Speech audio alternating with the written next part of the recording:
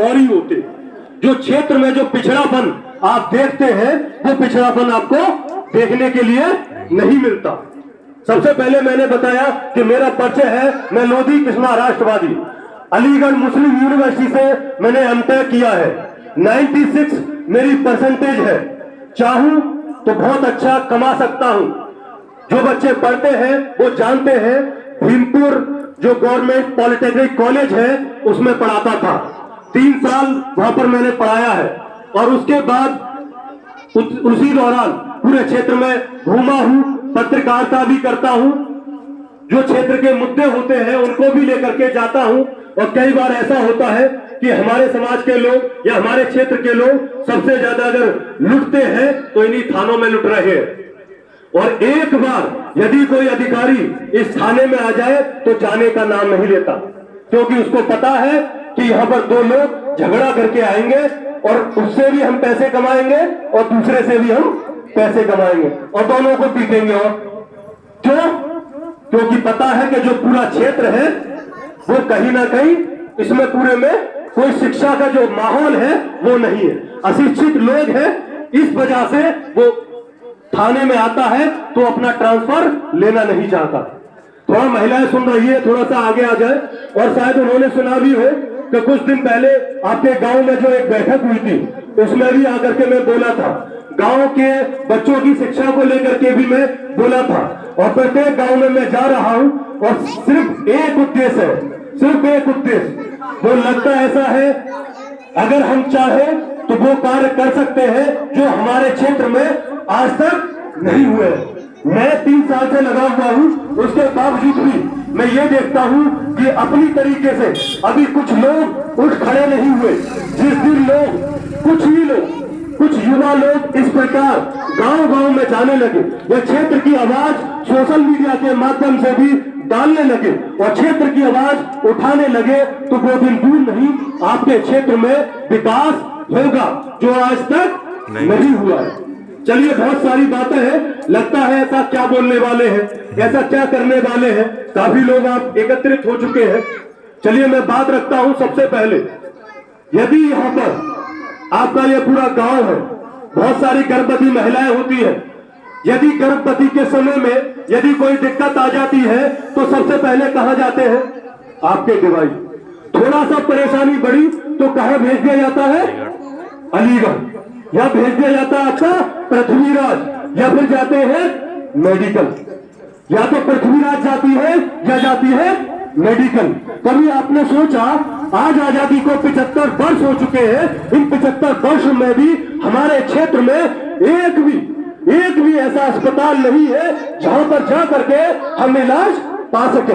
आपको याद हो पिछले वर्ष ही डेंगू की जो बीमारी थी पूरे क्षेत्र में फैली थी, लगातार लोगों की प्लेटें कम हो रही थी। पहले कभी नहीं सुना होगा कि लोगों की प्लेट भी कम हो जाती है, कभी नहीं सुना होगा।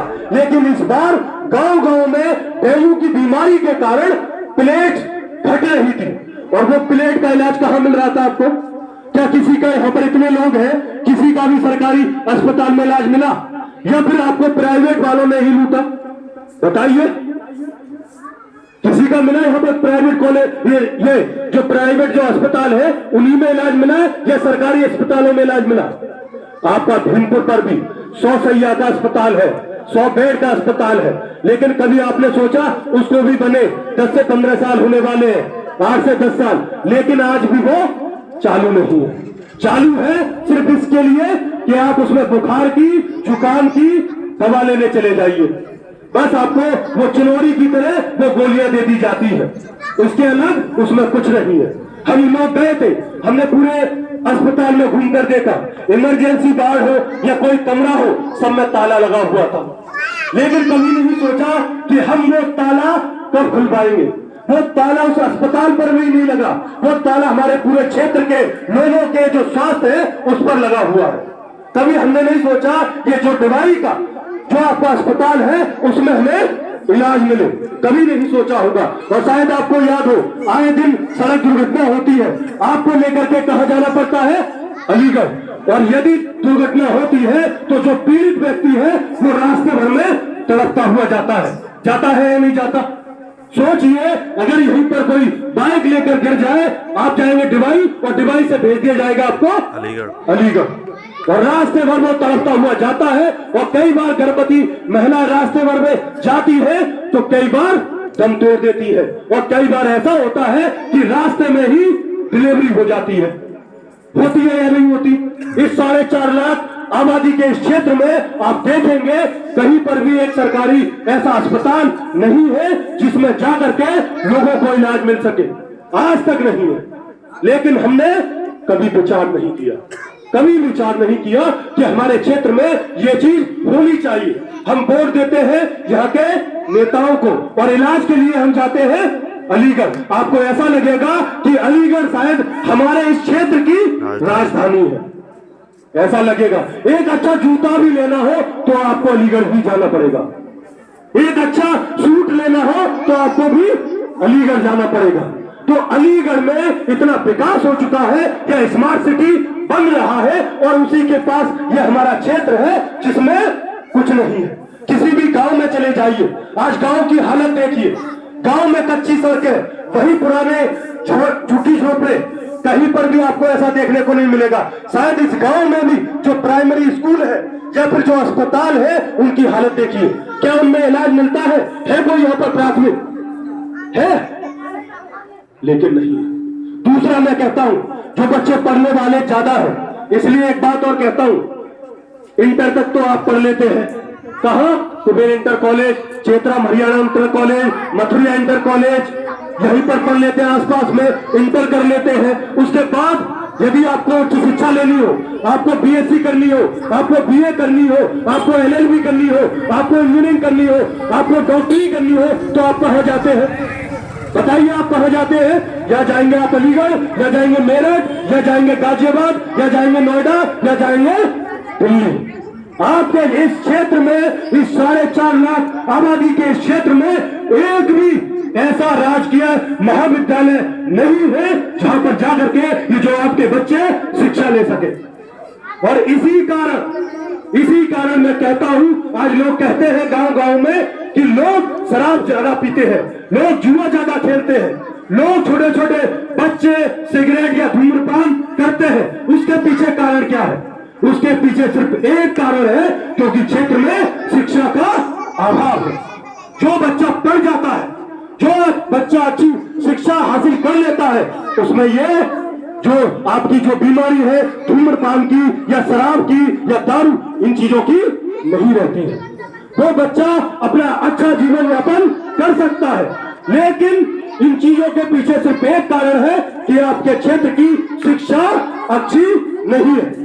आप सोच करके देखिए कि यदि आप अपने बच्चों को पढ़ाना चाहे, आप इतने लोग बैठे हैं, यदि आप अपने बच्चों को पढ़ाना चाहे तो आप बताइए, अपने बच्चों को इन प्राथमिक विद्यालयों में पढ़ाना चाहेंगे?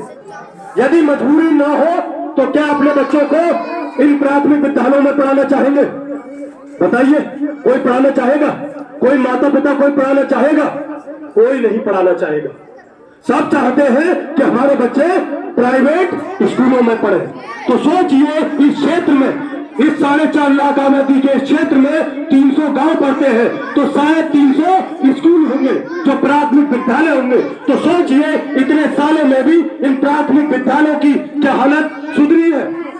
बताइए, यदि एक बच्चा कॉन्वेंट स्कूल में पढ़ता है जिसकी फीस 1 महीने की 1 लाख रुपए होती है, और यही बच्चे जो आप देख रहे हैं, क्या कोई बच्चा उनसे तुलना कर सकता है या कंपटीशन कर सकता है? कभी नहीं कर सकता। आप सोच के देखिए, अपने क्षेत्र से कितने आईएएस बनते हैं, कितने पीसीएस बनते हैं, या कितने डॉक्टर बनते हैं, और कितने इंजीनियर बनते हैं। और कारण क्या है? अच्छी शिक्षा नहीं है।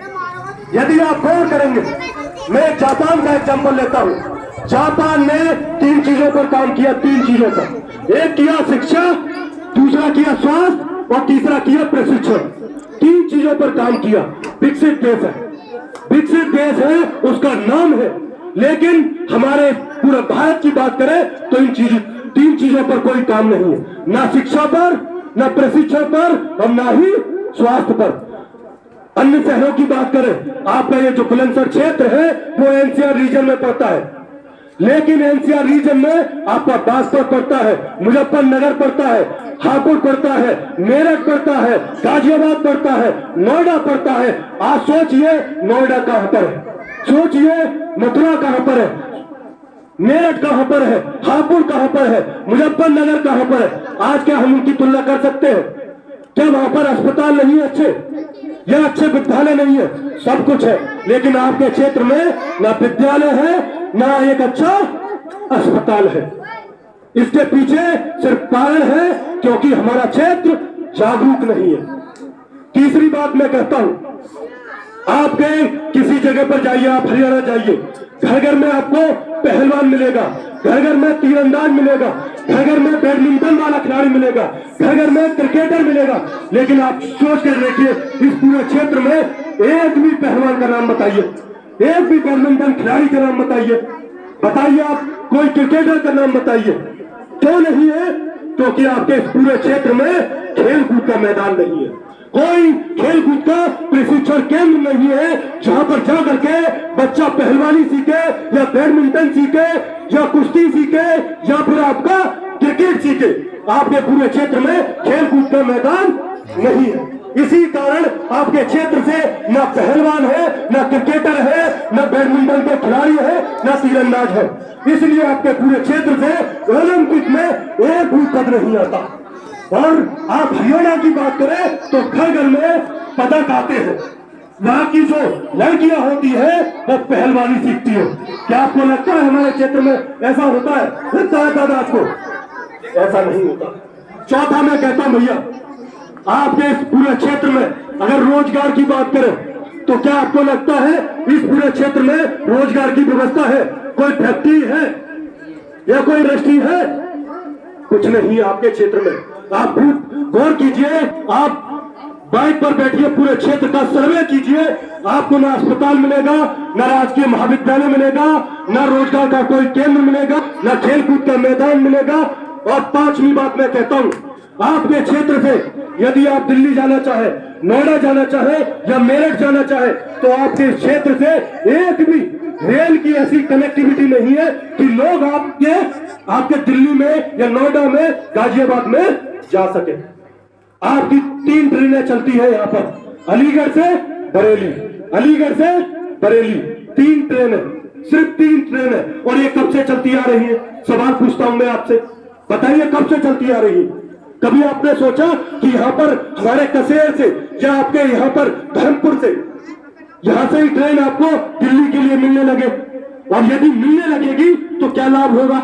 लाभ होगा, हमारे क्षेत्र में अनाज पैदा होता है, हमारे क्षेत्र में दूध पैदा होता है, हमारे क्षेत्र में फल पैदा होते हैं, हमारे क्षेत्र में सब्जी पैदा होती है, जिसको लेकर के हम नोएडा दिल्ली में जाकर के बेच सकते हैं और हमारी आय बढ़ सकती है। और लोग, आपको पता है, डेली आपके कार से बैठ करके आपके दिल्ली में या फिर आपके गाजियाबाद या नोएडा में जाकर के जॉब करते हैं। आपकी कोई कनेक्टिविटी नहीं है। सर्वे हो चुका है, सर्वे हो चुका है 2011 में, और समय समय पर सर्वे हुआ है। आपका कसेर, कड़वास, उसके बाद अनूपसर, अनूपसर से अहमदगढ़, अहमदगढ़ से शिकारपुर, और फिर बुलंदशहर, और बुलंदशहर से आगे गाजियाबाद, और गाजियाबाद से आगे दिल्ली तक के लिए सर्वे हो चुका है। लेकिन आपके क्षेत्र के जो नेता है, कभी उन्होंने सोचा ये सर्वे जो हुआ है उस पर कुछ काम किया जाए? कभी सोचा? नहीं सोचा। तो इस क्षेत्र में आप देखेंगे आपको यातायात के साधन नहीं मिलेंगे। अच्छी सड़कें हो जाए तो क्षेत्र का विकास होता है, लेकिन ऐसा देखने को नहीं मिलेगा। क्यों? क्योंकि यहाँ के लोग जागरूक नहीं है। एक बहुत बड़ी बात बता देता हूँ, आपके डिवाइन थाने में एक व्यक्ति से मिला, एक घटना हुई थी। उन्होंने बोला, भैया कृष्णा भैया, मैं आपके क्षेत्र की बात बताता हूँ, यहाँ के लोग छोटा छोटा झगड़ा करके आते हैं, हम दोनों से पैसे लेते हैं, दोनों को समझाते हैं और समझाकर घर भेज देते हैं। और आपके क्षेत्र में नरोरा परमाणु केंद्र है, और हमारे हरियाणा में भी, हिसार में भी परमाणु केंद्र है, लेकिन आपके क्षेत्र जैसा हाल नहीं है। हमारे क्षेत्र के लोग जागरूक है और हिसार परमाणु केंद्र से 15 से 20 किलोमीटर एरिया में बिजली फ्री लेते हैं। लेकिन आपके क्षेत्र में नरोरा परमाणु केंद्र से क्या बिजली फ्री है? 1990 में ये परमाणु केंद्र बना था। 1993 में टरबाइन में आग लगी थी और वहां से पलायन हुआ था। शायद आपको याद हो, जब पलायन हुआ था तो वहां के क्षेत्र के लोगों को आसपास के गांव में बसाया गया। बहुत लोग हमारे गांव में आकर के बसे थे, जिनको हम बादी पुरिया कहते हैं, और ऐसे ही गांव में जाकर के बसे थे। क्यों बसे थे? क्योंकि टरबाइन में आग लगी थी और क्षेत्र में कभी भी दुर्घटना हो सकती है। 2013 में भी दोबारा टरबाइन में आग लगी थी, फिर से उस पर काबू पा लिया गया। सोचिए, यदि काबू नहीं पाया गया होता तो हमारा क्षेत्र बंजर हो गया होता। उसमें रेडियो एक्टिव पदार्थ निकलता है, जिसके कारण क्षेत्र की भूमि बंजर होती है। जो पशु होते हैं वो गर्भ से नहीं रहते, कुपोषण की बीमारी बढ़ती है। इसलिए ये नियम बनता है कि परमाणु केंद्र की जो बिजली है वो 15 से 20 किलोमीटर एरिया में फ्री होनी चाहिए, और लोगों को स्वास्थ्य की सेवाएं भी 15 से 20 किलोमीटर एरिया में ये परमाणु केंद्र करेगा। लेकिन क्या बताइए आपको,